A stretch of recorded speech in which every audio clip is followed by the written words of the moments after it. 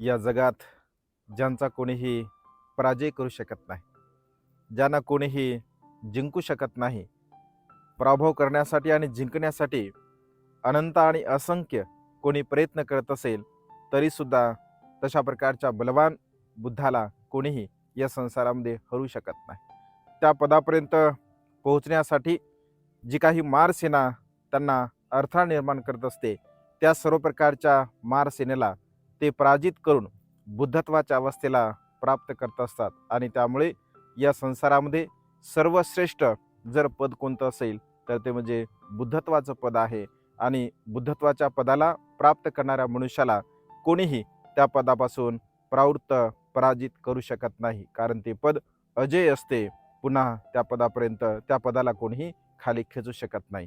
या संसारातील एकमेव श्रेष्ठ जर पद कोणतं असेल, बुद्ध अवस्थेला प्राप्त होणे आहे. नमो बुद्धाय. जय भीम.